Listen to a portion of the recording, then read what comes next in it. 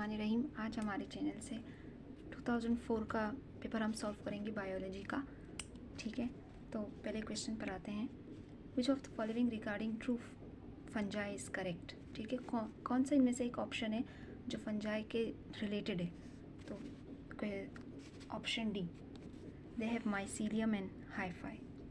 Question number 2, the number of chromosomes in man is, very easy question, 46। अच्छा, इसको मैंने पिछले वीडियोस में बहुत अच्छे तरीके से एक्सप्लेन किया है कि नंबर ऑफ़ पेयर्स कितने हैं, ऑटोसोम क्रोमोसोम्स कितने हैं, सेक्स क्रोमोसोम्स कितने हैं। ठीक है। Question number 3, according to Hayflick the ageing is due to loss of cell function.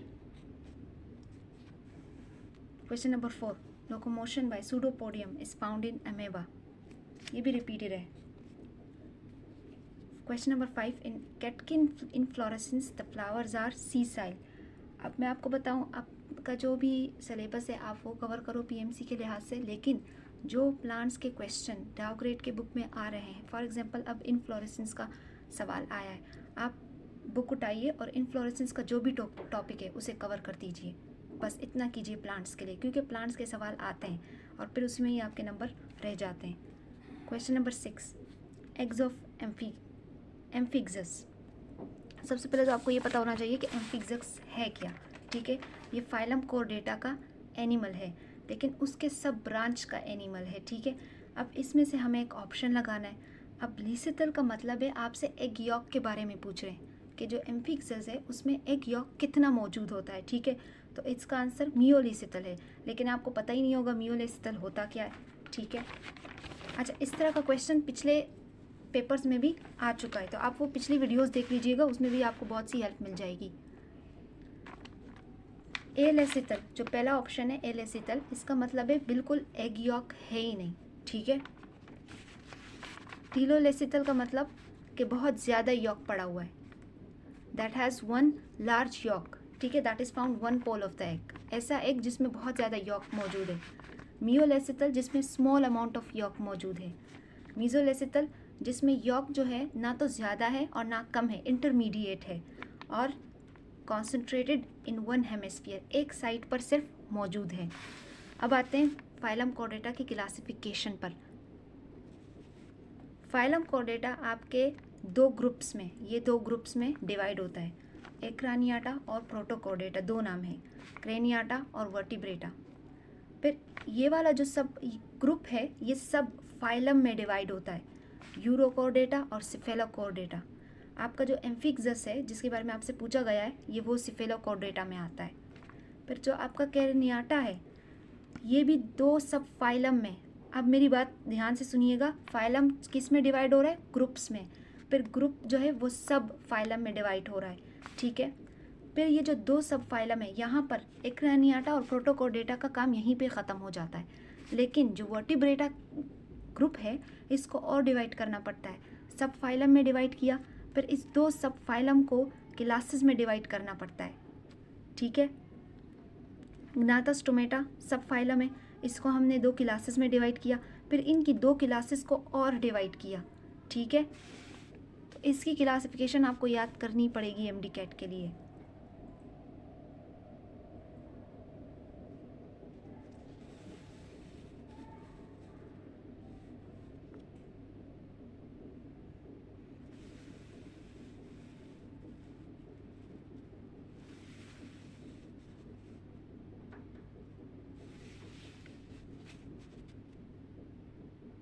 ठीक है, और आपका एम्फिक्सस कहाँ पे आता है, सिफेलोकॉर्डेटा में। Amphioxus is an example of cephalochordata.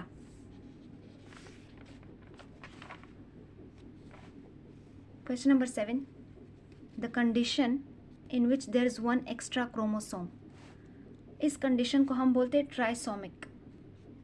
ठीक है, इस कंडीशन को हम बोलते हैं ट्राइसोमिक। और मोनोसोमिक वो कंडीशन होती है कि जिसमें से एक क्रोमोसोम माइनस हो जाता है। अगर एक एक्स्ट्रा क्रोमोसोम आ रहा है तो इसे हम कहेंगे ट्राइसोमी, लेकिन अगर एक क्रोमोसोम माइनस हो रहा है, सब्ट्रैक्ट हो रहा है, तो वो मोनोसोमिक कहलाएगा। Number 8, the plants and animals of an area which live successfully and reproduce in particular surrounding constitute.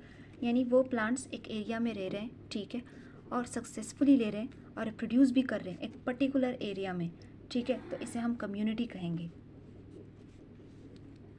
The temperature forest are deciduous forest are characterise by plant. अब देखो दोबारा प्लांट का एक टॉपिक आ गया, अब आपने इस टॉपिक को भी बुक से कवर कर लेना है।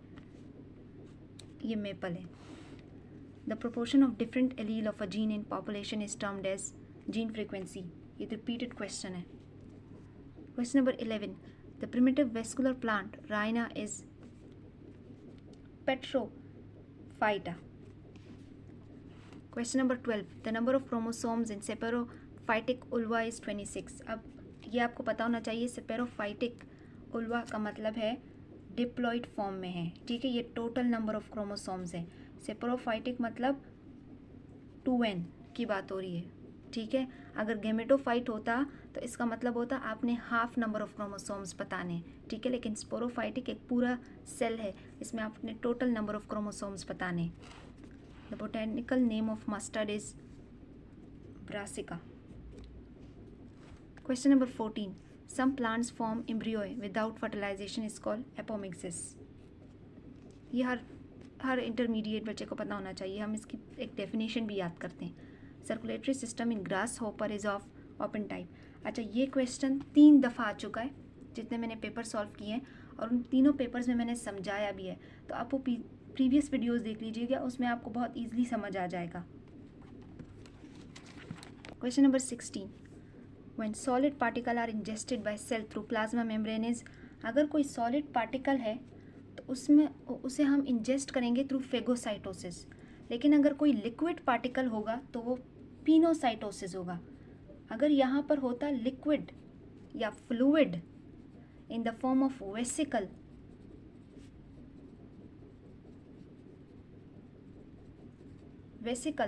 तो फिर वो पिनोसाइटोसिस होता, लेकिन यहाँ पे क्या लिखा है सॉलिड पार्टिकल्स, तो वो फेगोसाइटोसिस में आएगा। और ये एंडोस्मोसिस एक्सोस्मोसिस, ये जो है ऑस्मोसिस की टाइप है, तो ये भी फ्लूइड में ही आ जाता है, क्योंकि ऑस्मोसिस क्या है diffusion of water, and water खुद एक फ्लूइड है, तो ये इन दोनों की टाइप्स में आ जाता है। यहाँ पे जो सॉलिड पार्टिकल्स के लिए मौजूद है वो जस्ट फेगोसाइटोसिस है, क्योंकि पिनोसाइटोसिस भी लिक्विड की तरह ही काम करता है। Who discover protozoa in the red blood cells of human? Laveran. इन्होंने मलेरिया का केस डिस्कवर किया था। Chloroplast contain substantial amount of dash and are capable of programming synthesis of some of their new structural components. Chloroplast, mitochondria, ये दो ऐसी चीज़ें हैं, एक क्लोरोप्लास्ट और माइटोकॉन्ड्रिया। इसमें अपना एक डीएनए होता है, ठीक है, लेकिन इनका डीएनए थोड़ा सा मुख्तलिफ होता है न्यूक्लियस के डीएनए में। क्या डिफरेंस होता है? अच्छा, कुछ लोग कहते हैं शेप का डिफरेंस होता है। जो माइटोकॉन्ड्रिया और क्लोरोप्लास्ट में है वो इतना कोयल नहीं होता, सर्कुलर, जस्ट सर्कुलर का होता है, लेकिन असल जो डिफरेंस होता है इनमें वो बेसिस का होता है। न्यूक्लियस के डीएनए में आपको बिलियंस ऑफ बेसिस मिल सकती हैं, लेकिन माइटोकॉन्ड्रिया और क्लोरोप्लास्ट बेसिस मतलब आपको पता है एडेनोसिन, फॉस्फेटाइडेज, थायमाइन, गुआनाइन, लेकिन माइटोकॉन्ड्रिया और क्लोरोप्लास्ट में जो डीएनए होगा उनकी बेसिस की एक अमाउंट होती है, 1600 समथिंग होती है, 1675 बेसिस होती है, बस, इससे ज़्यादा नहीं होगी। इससे कम हो सकती है लेकिन इससे ज़्यादा नहीं होगी। ये मेन डिफरेंस होता है माइटोकॉन्ड्रिया और क्लोरोप्लास्ट के डीएनए में और न्यूक्लियस के डीएनए में। क्योंकि इतना ही बेसिस कम इसलिए हैं क्योंकि न्यूक्लियस आपके पूरे बॉडी को चला रहा है, लेकिन माइटोकॉन्ड्रिया का जो डीएनए है वो जस्ट माइटोकॉन्ड्रिया से डील कर रहा है। Question number 19, centres of cellular respiration in a cell is mitochondria, ठीक है। Question number 20, in earthworm the absorptive ridge which runs along the dorsal side of intestine is typhlosole. ये इस तरह का जो क्वेश्चन है ये नहीं आता, एक आ जाता है 10 नंबर काटने के लिए। Question number 21, movement in protozoa specially in sarcodina is amoeboid. अब 2 तरीके से ये क्वेश्चन आया है। पीछे कैसे आया था? Locomotion by pseudopodium is found in amoeba, ठीक है। मूवमेंट इन प्रोटोजोआ इन अमेबॉइड, क्योंकि आपको पता है अमेबा भी एक प्रोटोजोआ है, सार्कोडिनियंस भी प्रोटोजोआज में शामिल है। Question number 22, rods and cones photoreceptor cells are present in, ये भी बहुत रिपीट हो चुका है, इसका आंसर रेटिना है, लेकिन मैंने प्रीवियस वीडियोस में इसे बहुत अच्छे तरीके से समझाया है कि रोड्स कौन सा लाइट रिसीव करता है और कॉन्स कौन सा लाइट रिसीव करता है। ये रिसेप्टर सेल्स हैं हमारे आई में, किस लिए हैं? लाइट को रिसीव करने के लिए। रोड्स और कॉन्स अपने अपने लाइट्स रिसीव करते हैं। Question number 23, an automatic programme and genetically inherited behaviour is instinctive, ये क्वेश्चन इतने नहीं आते। A division without formation of spindle is amitosis. Question number 25, in pond ecosystem the macronutrients include magnesium. ये दो सवाल आपको याद करने पड़ेंगे, ठीक है, ये तो आपको खुद याद होने चाहिए, इसमें कोई रॉकेट साइंस नहीं है समझने के लिए। 26, the percentage of lipids in protoplasm is about 2 to 3%, ठीक है। ये यहाँ पे 10% इन्होंने, देखो यहाँ पे एक ऑप्शन दिया है 10%। अगर कोई बच्चा ध्यान से ना पढ़े और इस प्रोटोप्लाज्म को प्लाज्मा मेम्ब्रेन समझ लेगा तो वो 10% ही लगाएगा, क्योंकि प्लाज्मा मेम्ब्रेन में आपका 65% प्रोटीन होता है, 70 to 85 आपका ज़्यादातर प्रोटीन होता है, 10% आपका लिपिड होता है और 3% आपका कार्बोहाइड्रेट होता है। लेकिन यहाँ आपने ध्यान रखना ये प्रोटोप्लाज्म है, ठीक है, और प्रोटोप्लाज्म में वो 2 to 3% पाया जाता है। What is protoplasm? Nucleus plus cytoplasm equals to protoplasm, ठीक है। साइटोप्लाज्म क्या है? साइटोप्लाज्म ने जस्ट न्यूक्लियस, जो एक साइटोप्लाज्म में एक फ्लूइड है जिसमें बहुत सारे एक मैट्रिक्स है, एक मीडियम है जिसमें बहुत सारे आपके सेल ऑर्गेनेलीज मौजूद हैं। लेकिन प्रोटोप्लाज्म क्या है? न्यूक्लियस प्लस साइटोप्लाज्म आपका प्रोटोप्लाज्म बनता है, ठीक है, और इस प्रोटोप्लाज्म से सेल मेम्ब्रेन सराउंडेड है। Question number 27, flooring plants which produce seeds within fruits it's called angiosperms. The presence of which cell content exert on cell wall turgor pressure. Osmotic pressure आपको पता है कौन सा होता है? ऑस्मोटिक प्रेशर आपका solute का प्रेशर होता है, ठीक है। वॉल प्रेशर जो आपका सेल का वॉल है वो एग्जर्ट करता है। संक्शन प्रेशर आपके सल्यूट के प्रेशर्स में आता है। 29, the muscles which rotate the whole or part of limb at one of its joint it's called rotator. अच्छा, ये वाला भी रिपीट क्वेश्चन है और ये सारे जितने भी टर्म्स है, टर्मिनोलॉजीज़ हैं, ये मैं उस वीडियो में पूरे तरीके से समझा चुकी हूँ कि प्रोट्रैक्टर क्या है, रिट्रैक्टर क्या है, रूट रेक्टर क्या है, और अब इसमें रोटेटर इसका आंसर है। ये और भी जितने ऑप्शन है इसे मैं समझा चुकी हूँ, तो आप वो देख लीजिए। Question number 29, the muscles which rotate the whole part of limb at one of its joint.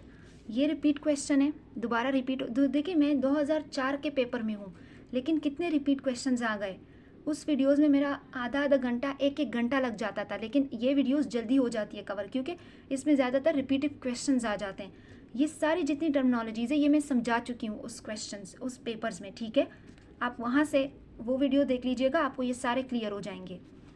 Question number 30, leucoplast. जो चीज़ नहीं आती है ना पेपर में, मैं वही समझा रही हूँ, क्योंकि पिछली वीडियोज़ में मैं बाकी समझा चुकी हूँ, तो वो फिर एवी लेंदी हो जाता है।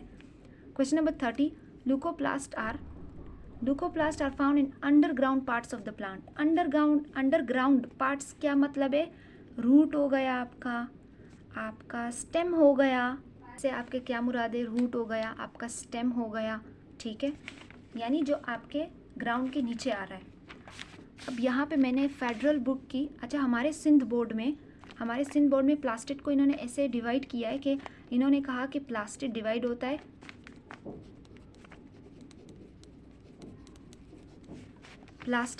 है प्रोप्लास्टिड में। सिंध बोर्ड की बात कर रही हूँ मैं।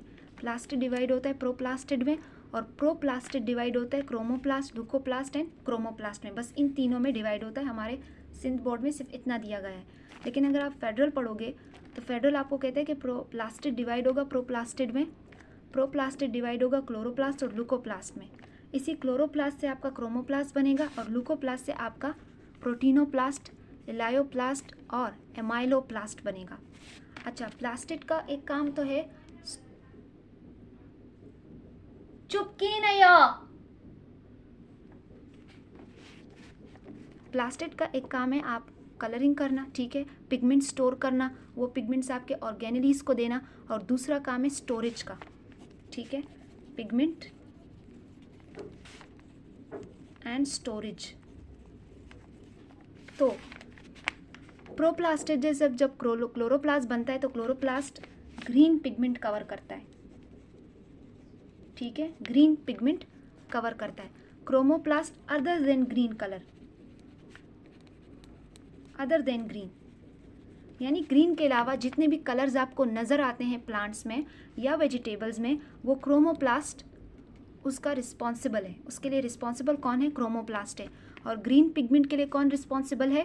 क्लोरोप्लास्ट। ल्यूकोप्लास्ट वाइट हम नहीं कहेंगे, इसमें कोई पिगमेंट मौजूद नहीं होती, ठीक है, इसमें कोई पिगमेंट मौजूद नहीं होती, ये स्टोरेज का काम करता है, ठीक है। अगर फिर ये ल्यूकोप्लास्ट 3 प्लास्टिड में डिवाइड होता है, प्रोटीनोप्लास्ट जिसमें प्रोटीन स्टोर होगा, इलायोप्लास्ट जिसमें लिपिड्स स्टोर होंगे, एमाइलोप्लास्ट जिसमें स्टार्च यानी कार्बोहाइड्रेट स्टोर होगा, ठीक है।